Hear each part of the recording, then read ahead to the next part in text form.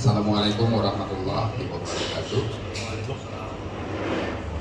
Salam Spartan. Semoga kawan-kawan semua dalam keadaan sehat. Pertama saya ucapkan terima kasih atas kehadiran teman-teman media memenuhi undangan kami dalam rangka menyikapi kehadiran Prabowo Subianto ke kantor DPP PSI beberapa waktu lalu. Terima kasih juga teman-teman Spartan dari Counter, Orsa dan Spartan. Di sini kebetulan saya didampingi oleh Ketua Counter, Komandan Teritori Provinsi DKI Jakarta, Bang Anggir Tauhid.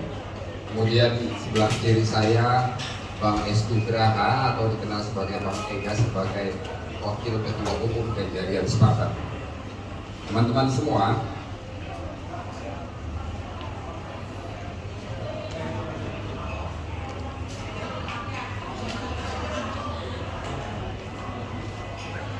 pada tahun 2023, tepatnya tanggal 18 Januari, Ganjarian Spartan didirikan di Jakarta. Hanya dengan satu tekad mengantarkan Pak Ganjar Pranowo sebagai Presiden Republik Indonesia pada tahun 2024. Ini Ganjarian telah tersebar atau berdiri di 28 provinsi.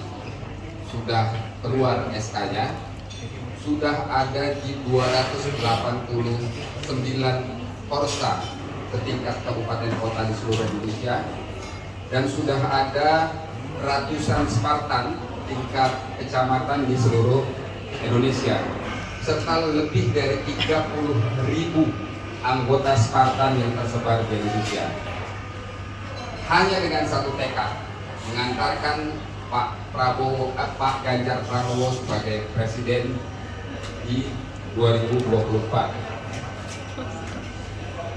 Saat PSI mengumumkan merekrut calon anggota legislatif pada medio Maret-April, saya ikut serta dalam perekrutan caleg PSI tersebut.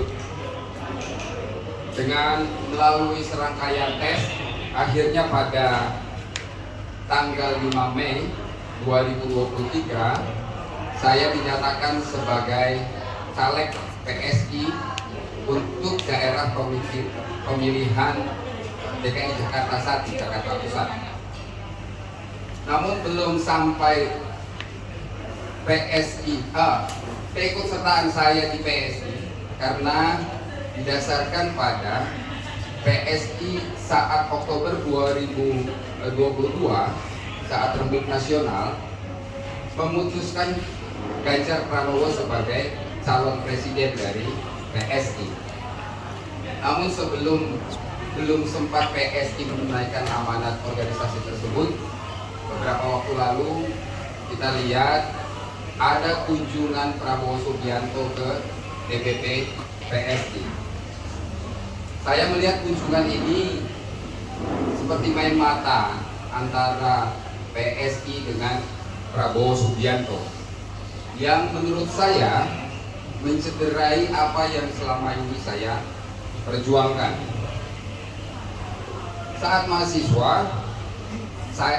saya mahasiswa dan menjadi ketua umum Senat pada tahun 94, saya dengan beberapa teman-teman di Jakarta mendirikan Forum Komunikasi Senat Mahasiswa Se-Jakarta atau FKSMJ, yang saat itu menjadi salah satu kekuatan untuk melawan pemerintahan otoriter Orde Baru. FKSMJ tidak henti-hentinya mengkritik pemerintahan otoriter Presiden Soeharto, yang di dalamnya Prabowo Subianto mendapatkan banyak privilege dengan melalui praktek KKN. Ya, kita tahu isu KKN hingga kini menjadi fondasi perjuangan mahasiswa. Prabowo banyak menikmati pemerintahan Forum Orde Baru, mulai dari karir militer sampai menjalin bisnis yang gurita. Saya bersyukur saat TNI memecat Prabowo Subianto. Rasa syukur itu menambah besar ketika Indonesia lepas dari pemerintahan otoriter Soeharto. Penolakan saya terhadap Prabowo, saya sudah lakukan sejak saya bergabung di dalam Himpunan Mahasiswa Islam tahun 92. Saya bersama teman-teman terus menyuarakan keadilan, terus menyuarakan kemanusiaan bagi seluruh rakyat Indonesia. Pada Pilpres 2014-2019, saya memilih Jokowi di samping karena rekam jejak Jokowi yang Yahud. Satu sisi saya karena menolak Prabowo Subianto menjadi pemimpin di Indonesia. Kenapa? Karena Prabowo dan pengikutnya tidak henti-henti memainkan isu SARA, bergandengan tangan dengan kelompok radikal dan intoleran. Sejarah mencatat nama Prabowo Subianto sering disebut sebagai dalang penculikan aktivis. Keluarga korban hingga kini masih mencari keadilan, masih berharap keluarganya yang hilang diculik bisa kembali ke pangkuan keluarga. Melihat rekam jejak Prabowo Subianto, mulai dari pemerintahan Orde Baru yang ikut menikmati pemerintahan korup yang penuh KKN, hingga ikut serta dalam 2 kali kontestasi presiden dengan narasi-narasi yang penuh fitnah, penuh kebohongan, ditambah lagi dengan mengikut sertakan kelompok intoleran dan radikal,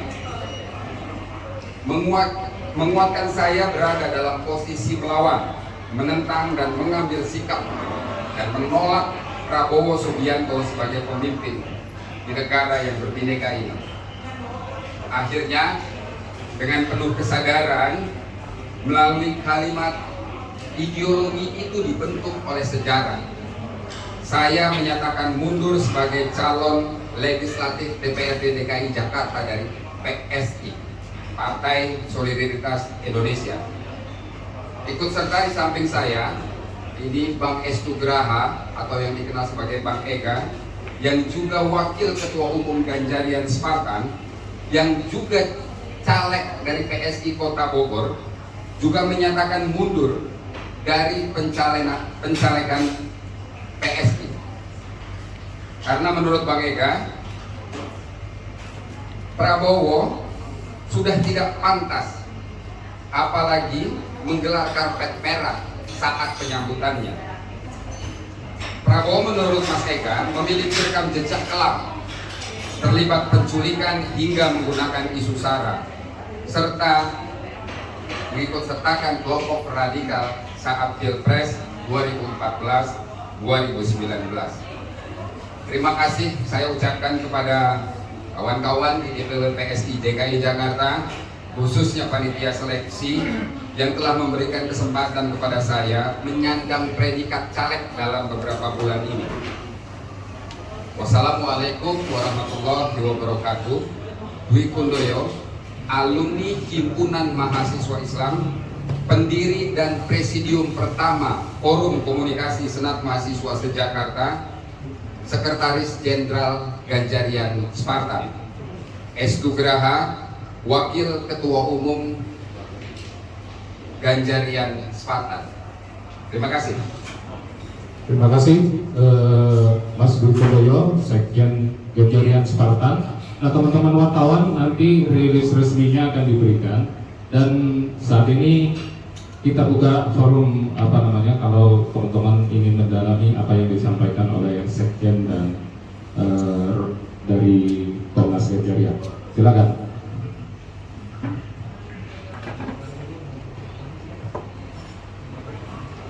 Selamat siang, saya Fatah dari Jakarta.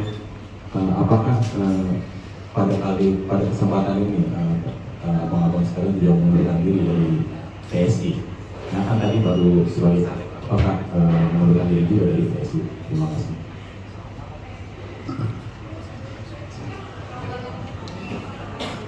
Terima kasih Bang, saya Tika dari Timburutu mau tanya, apakah aksi pengunduran diri ini sebelumnya ada komunikasi juga dengan Bang Guntur Romli, dan kemudian bagaimana respon dari PSI-nya sendiri?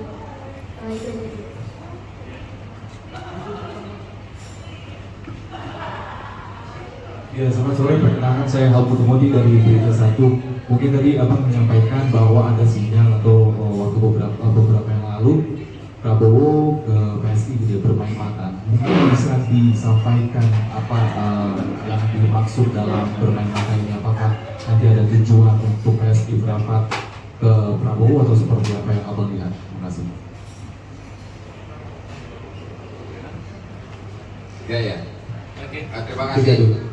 Untuk yang pertama, saya juga sekaligus menyatakan mundur sebagai caleg dan keluar dari PSI, dari keanggotaan PSI.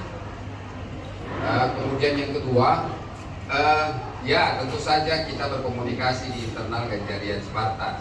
Tetapi sikap ini sebenarnya kita sudah timbang saat saya menyaksikan kehadiran Prabowo Subianto. Ini sekaligus menjawab pertanyaan nomor 2. Rasanya hampir tidak mungkin ujuk-ujuk tanpa ada pembicaraan yang dalam, yang catatan rekam jejak PSI saling counter dengan Pilpres pada tahun 2014, 2019, antara PSI dengan Gerindra, antara PSI dengan pendukung Prabowo, itu saling counter kan. Rasanya tidak mungkin hanya dengan kehadiran Prabowo terus kemudian PSI melupakan apa yang sudah mereka saling counter. Jadi ada narasi yang saling counter kan antara PSI dengan Prabowo Subianto. Dan saat saling counter itu kita setuju. Saya pribadi setuju. Karena itu pada saat kesempatan menjadi caleg PSI, saya ikut serta dan mendaftar sebagai caleg PSI. Tetapi tiba-tiba dari latar belakang yang sedemikian kuat perang narasinya, bahkan pernah ada satu kejadian, ada sertifikat Prabowo adalah calon presiden pembohong terlebay dan itu ada sertifikatnya. Kemudian pada beberapa hari lalu tiba-tiba Prabowo muncul. Ini rasanya sangat mustahil jika tidak ada pembicaraan di balik layar terlebih dahulu. Dan saya pribadi menyangka ini sudah mencederai perjuangan yang selama ini yang kita percaya PSI itu sebagai salah satu partai yang punya ideologi.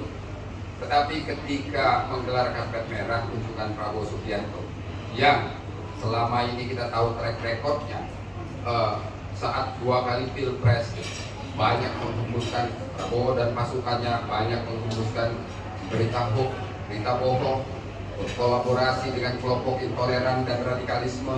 Ini buat saya sudah tidak bisa ditoleransi.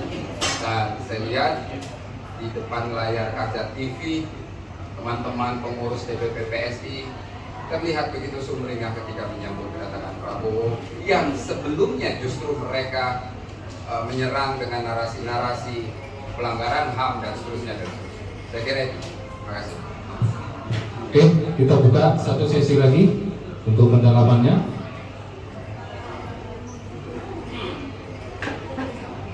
Masih ada yang mau ditanyakan? Oke, cukup.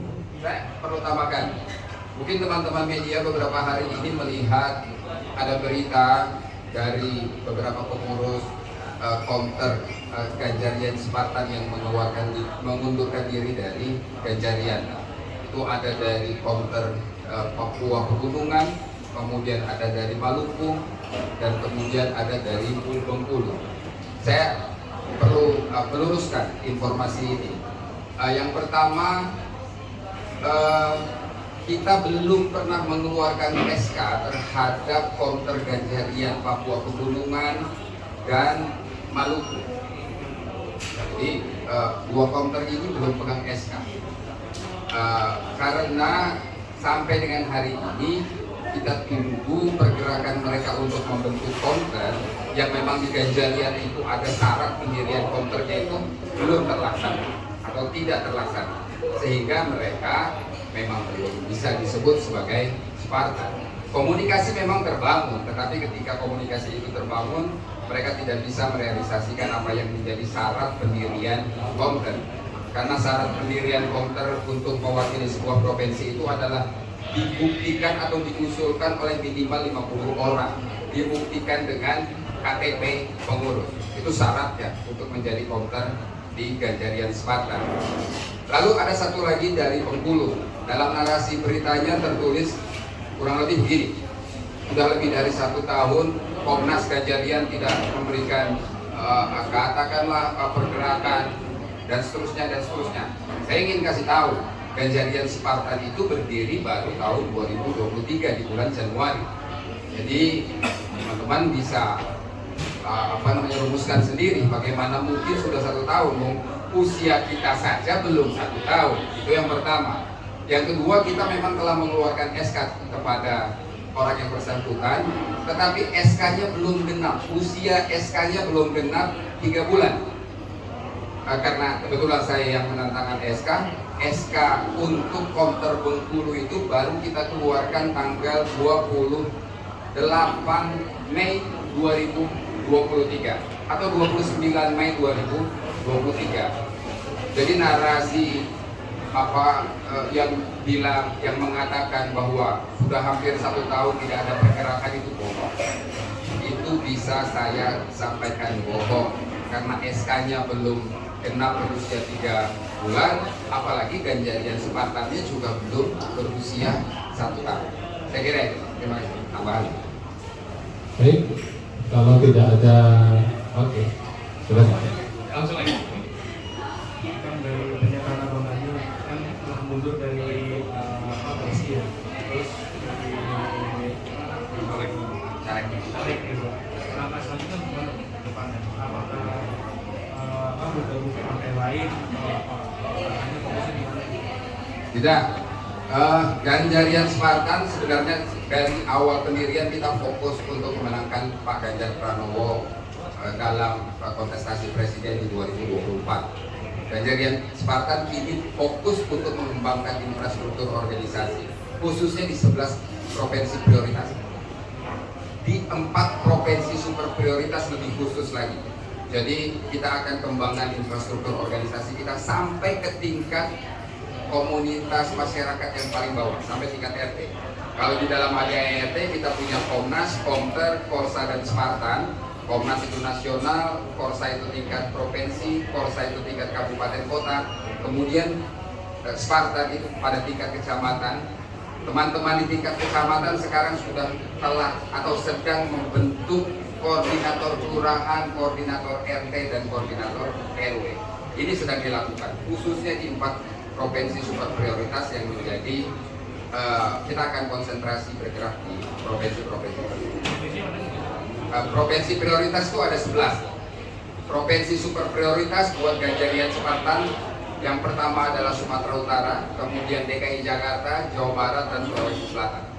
Itu provinsi super prioritas. Yang kalau secara persentase itu kurang lebih 35%, 35,6% jumlah suara yang ada di Indonesia yang sudah diterapkan oleh KPU. Itu yang menjadi.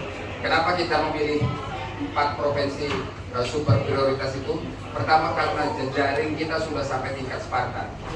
Di Sumatera Utara dari 33 kabupaten kota kita telah memiliki 27 kabupaten kota yang sudah ber-SK. Teman-teman Korsa telah membentuk Spartan di tingkat kecamatan. Di DKI Jakarta dari 6 kota madya dan kabupaten, 5 Jakarta itu kemudian ditambah Kepulauan Seribu, sudah full, semuanya sudah ber-SK. Di Jawa Barat pun begitu, dari 28 kita telah mengeluarkan 23 SK kabupaten kota di Jawa Barat. Dan teman-teman yang sudah ber-SK di tingkat Korsa sedang membangun Spartan di tingkat kecamatan. Di Sulawesi Selatan ini lebih istimewa lagi. Kita punya counter 3 di Sulawesi Selatan. Ada counter yang berbasis teritori, ada counter yang berbasis komunitas.